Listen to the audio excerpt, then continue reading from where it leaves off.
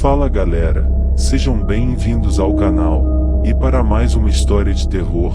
Se gosta desse tipo de conteúdo, não deixe de se inscrever no canal e deixar aquele like e ativar o sininho para receber notificações de novas histórias. Então bora para mais uma. A Bruxa Fantasma. Certa noite, num velho castelo, a conversa girava em torno de aparições fantasmagóricas, e cada um dos participantes contava uma história. À medida que os relatos ficavam mais terríveis, as jovens mais se aconchegavam. Você já teve uma aventura com um fantasma? Elas me perguntaram. Conhece uma história que nos faça estremecer? Vamos, conte-nos alguma coisa. Estou bastante disposto a atendê-las, e respondi. Vou contar-lhes um incidente acontecido comigo. No final do outono de 1858, visitei um de meus amigos, subprefeito de uma cidadezinha no centro da França. Albert era um velho companheiro de minha juventude e eu estivera presente no seu casamento. Sua encantadora mulher era cheia de bondade e graça. Meu amigo queria mostrar-me seu lar feliz e me apresentar as suas duas lindas filhinhas. Fui muito bem acolhido e recebi um ótimo tratamento. 3 dias depois da minha chegada, eu já conhecia toda a cidade, curiosidades, castelos antigos, ruínas etc.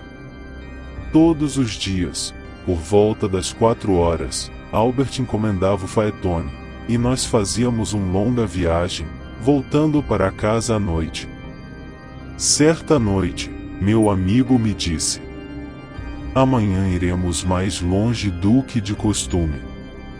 Eu quero levá-lo às Pedras Negras. São velhas e curiosas pedras druídicas, situadas numa planície selvagem e desolada. Elas vão despertar o seu interesse. A minha mulher ainda não as conhece, assim, vamos levá-la conosco. No dia seguinte, partimos na hora costumeira. A esposa de Albert sentou-se ao seu lado. Eu ocupei o banco de trás, sozinho. O tempo estava cinzento e sombrio naquela tarde e a viagem não foi muito agradável. Quando chegamos às Pedras Negras, o sol já se punha. Saímos do faetone e Albert cuidou dos cavalos. Caminhamos um pouco pelos campos antes de chegar aos gigantescos resquícios da antiga religião druídica. A mulher de Albert quis subir ao topo do altar e eu a ajudei. Ainda posso ver sua graciosa figura, envolta num xale vermelho, com o véu flutuando ao seu redor. Como é belo!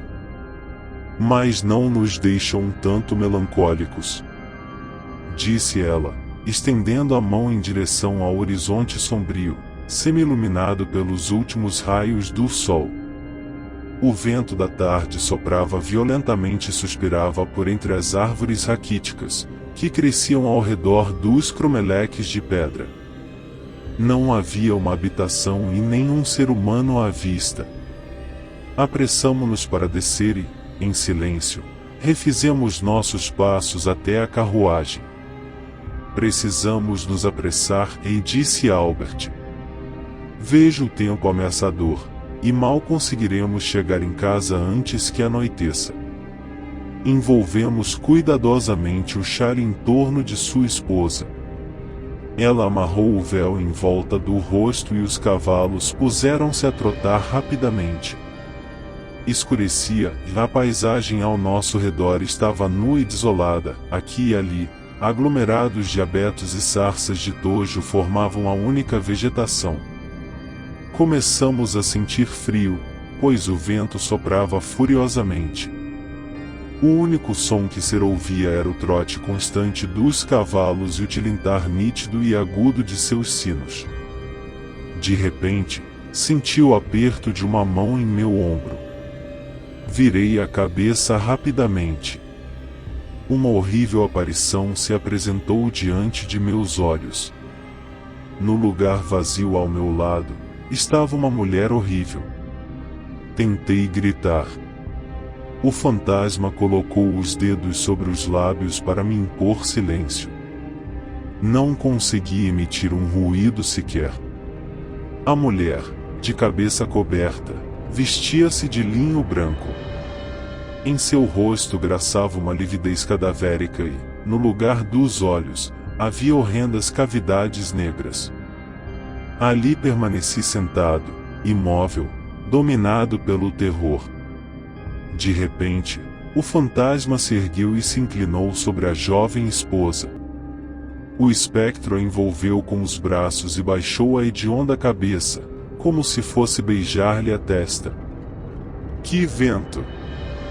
Gritou Madame Albert, virando-se precipitadamente para mim.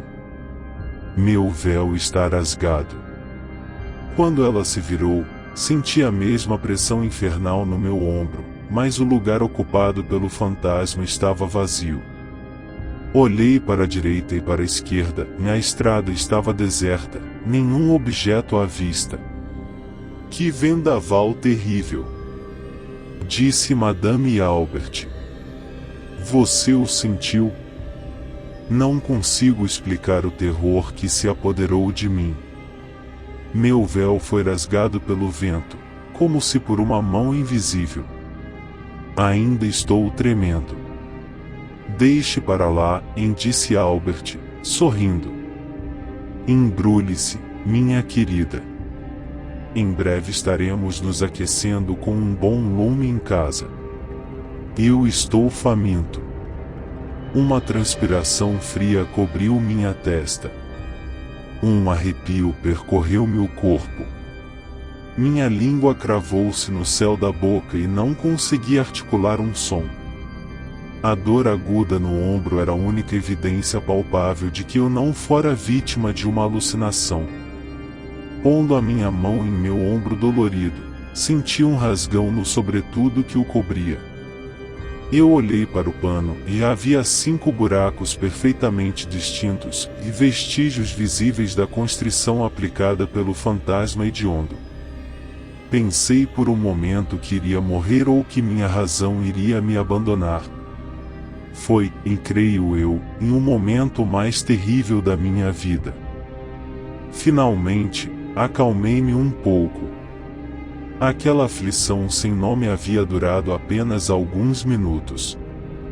Não creio que seja possível a um ser humano sofrer mais do que sofri naquele dia.